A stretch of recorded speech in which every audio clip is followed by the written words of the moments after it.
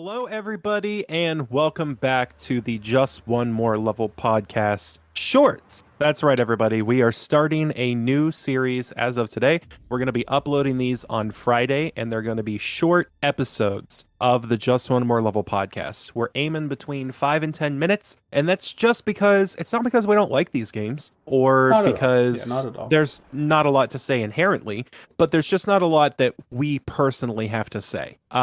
It's games that are similar to things that we've already covered, so we'll be using this this series Right. to cover like sequels to games that we've done before that don't transform the formula too much, but we Mhm. felt were still worth playing. And little episodes that you wouldn't have a whole lot to say about that everybody else has already said.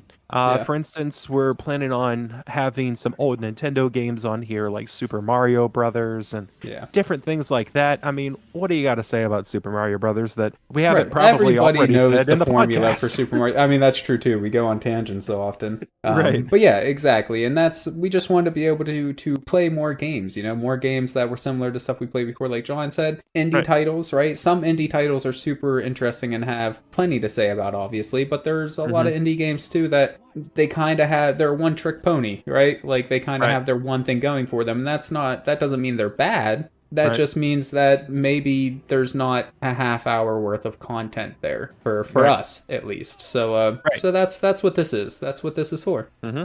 So, anyway, this week we played Resident Evil 2, the original PlayStation Resident Evil 2 from 1998, Yep. and it was pretty fun. Christian, what did you think about Resident Evil 2? Yeah, I mean, I had a lot of fun with it, but I also had a lot of fun with Resident Evil 1. And that's, again, the whole point of this show is that Resi 2 is a lot like Resident Evil 1. They Mm-hmm. didn't really change much. You have your two characters that you can play still. You're still fighting zombies. The inventory system works exactly the same. Mm-hmm. Combat and everything works exactly the same. The only Mm-hmm. difference I can think of off of the top of my head, like big difference, is whenever you're Mm-hmm. going up or down stairs, there's an animation now instead of you actually physically walking up or down the stairs, which actually, in my opinion, is a bonus because Mm-hmm. it was hard to shoot things sometimes going up and down stairs in Resi 1. So Right. so in Resident Evil 2, you don't really get attacked on stairs. So I mean, Right. besides that and the setting, what else Mm-hmm. did they change? Right. Yeah. So yeah, let's talk about the setting. In the Yeah, characters. This introduces two huge players for the rest of the Resident Evil yeah, franchise, Mr. yeah. That's true. Leon Very Kennedy, true. Leon S. Kennedy, and Claire Redfield, the sister of Chris Redfield from the first game. He's one of the two main protagonists, and this game has the same type of system. You can choose to play as one or the other protagonist at the beginning of your story, and then it comes back around full circle to converge and merge the two stories together. So that is just classic Resident Evil type thing that you can do. I chose to play as Leon. Did you also Yeah, that's the front first Leon? disc. On PlayStation it is Leon, so naturally I Right. just popped in disc one, and I mean you Right. can do it in either order, but that's the one that's usually labeled as disc one. I think Right. most people would consider Leon to be the main character, and Uh-huh. then she's kind of the secondary. Not that there's Right. less content with one or the other, but that's just kind of in people's minds. That's kind of how it works out.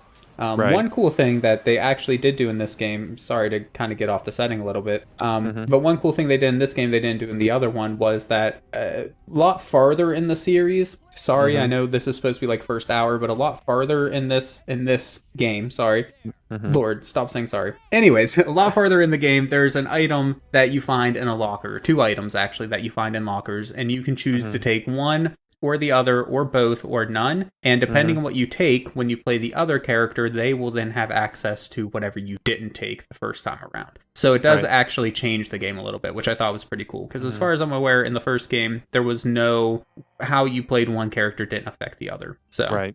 And that but kind of plays into, I know that that's kind of a theme that's carried on through Resident the Evil other 3 games, to yeah, an extent, but Resident Evil 0 takes that up a whole notch right, to have you right, play as two characters at once. And yeah, it plays off of that mechanic from a puzzle standpoint so that you can switch back and forth between the characters yeah. or use one character to maneuver around an obstacle versus another. Which Um, apparently a lot of people didn't really like that mechanic from what I've I read. did. Now I haven't played Zero myself, although I Uh-huh. will be very soon. Just quick shout out, that is another short that we'll be doing here in a week or two. So Yep. But yeah, to take it back into the setting though, so the first game obviously you play in the mansion. In this game you're playing in Raccoon City proper, but more specifically you're playing in the police station of Raccoon City and the immediately surrounding area of the police Yep. station. Mhm. So from a gameplay perspective, it doesn't really change much. It's still very similar to being in the mansion of Resident Evil Mhm. 1. It's just Yep. kind of your set pieces are different, and Mhm. there's a little bit more firepower to be found, it seems like, as far as ammunitions and things like that. Right.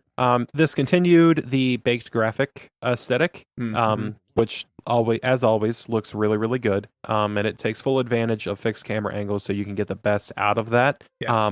It also introduces one of the best bioweapons, the Tyrant, Mr. Yeah. X. Yeah.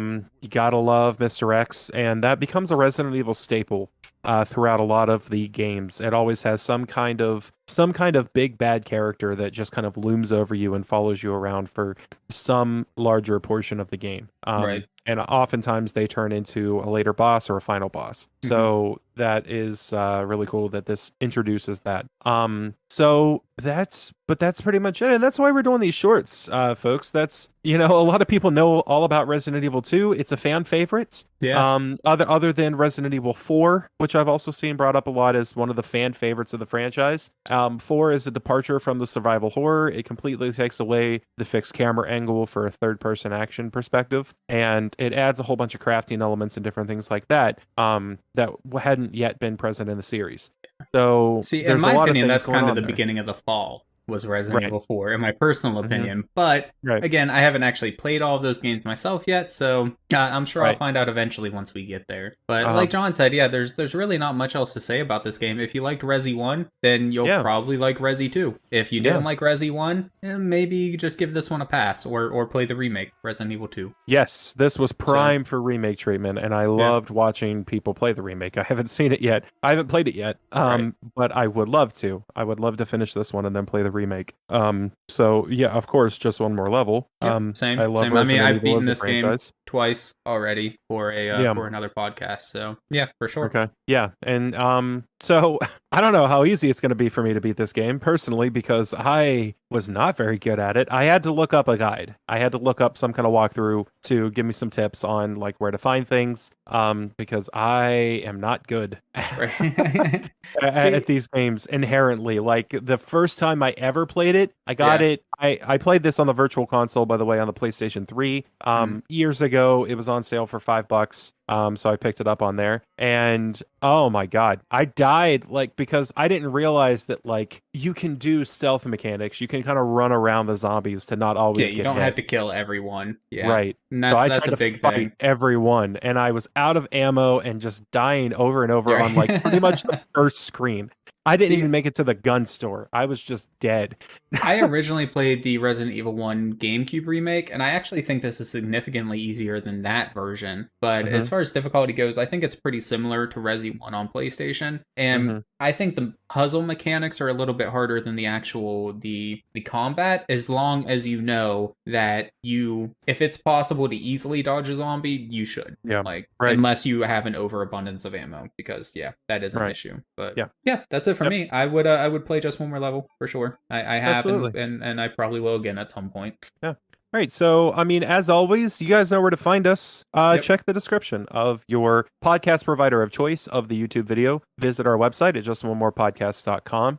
We have all of our links to social medias and individual YouTube channels and different things like that down there. And stay tuned for more of these shorts. Let us Yep. know what you guys might like to see us play for these shorts. It's kind of a different thing. We're trying it out.